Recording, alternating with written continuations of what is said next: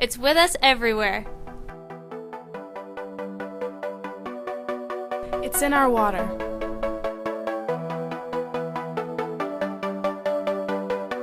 Our skies. Ourselves. It's in everything we do. It's the air we breathe. And we're taking it for granted. Oh, hey, I didn't see you come in there. I was just breathing. Do you know that the average person takes about 10 to 12 breaths a minute? It's about 14,000 breaths a day. It's all well and good, we're not for air pollution.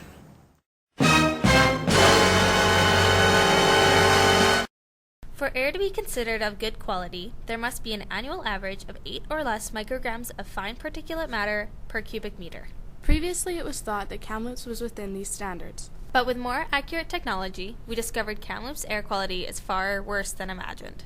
The study was done by researchers including Thompson Rivers University professor Dr. Peter Tsgaris. I've been tracking it since back in 1998, and it's been averaging over 8, which is the BC guidelines for 8. Looking at, it's not very good. And I'm talking about particulate matter in terms of air pollution. There's a BC guidelines, and the BC guidelines say that it should be around, on average over the year, around 8 micrograms per cubic meter. That's how they measure it.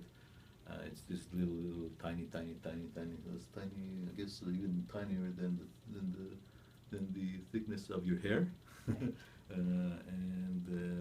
So anyway, those go deep into your lungs and they can cause damages. And we have quite a bit in here in Kamloops because of the industry, because of the structure of the valley.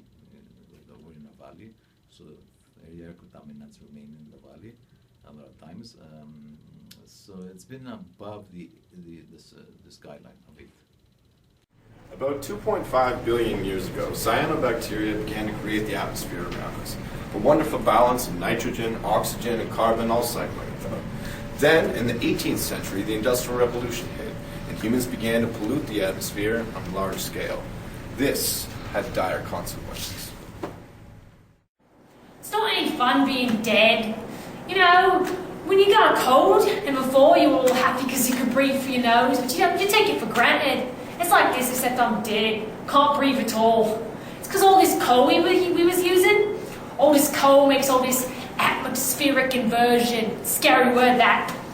Makes all the smoke, smog, and all this stuff go on the bottom, and everyone breathes it in, and suddenly they're coughing and dying and stuff. That's why I'm dead. It really sucks. Wish I weren't dead. I'm getting paid for this, ain't I? Oof, that's rough. You know, smog burned from coal or other fossil fuels isn't the only one. Let's take a look at photochemical smog. Photochemical smog occurs when nitrogen oxides and volatile organic compounds, or VOCs, interact with sunlight and ozone, creating deadly chemicals. These chemicals are also known as secondary pollutants. Photochemical smog occurs in larger cities with warmer temperatures. This is because, in the mornings, during rush hours, vehicles are emitting nitrogen oxides and VOCs. When the sunlight becomes more intense throughout the day, the breakdown of nitrogen oxides increases. When the sun goes down, ozone is no longer being made, and it gets destroyed by the other chemicals in the air. This creates that orange-brown smog known as photochemical smog. You know, the consequences are already there. The thing is not to make it worse. If you make it worse, of course, there will be consequences. There will be health consequences. There's scientific evidence, epidemiological studies, basically that show that an increase, deteriorating air quality will lead to to an increase people dying prematurely. We call it premature mortality, and also an increased morbidity, where people will get sick and get respiratory problems. They'll go to the hospital, and all these are cost to society that is borne by the community. Don't idle. If all Canadians were to stop idling for 5 minutes, we could prevent 2 million tons of carbon dioxide from entering the atmosphere. Are you gonna move soon? No. So what can we do? Well, for starters, to reduce emissions, we can join a carpool or use public transportation. Better yet, ride your bike or walk. She's got it. What else can the city do to clean our air? Use solar, I guess, develop the renewable energy sector, solar energy, etc. Yeah, make it more friendly, I guess. Oh, hello again. You know, another way to reduce air pollution is to be conscientious about what you burn. For starters, don't burn your garbage or building materials, as when these are burned, they can release toxic substances into the air. When you burn wood, try to make sure it's the right kind. Avoid wet or green wood as it produces more smoke. Also avoid treated wood, painted wood, or wood that's laden with salt from exposure to seawater. As a community, you can help to improve overall transportation systems to encourage low-polluting alternative forms of transportation. Communities can also help by developing smog management plans and putting into place bylaws to help control vehicles' exhaust and smoke. Governments can help by working with and enforcing industry to abide by regulations on their emissions.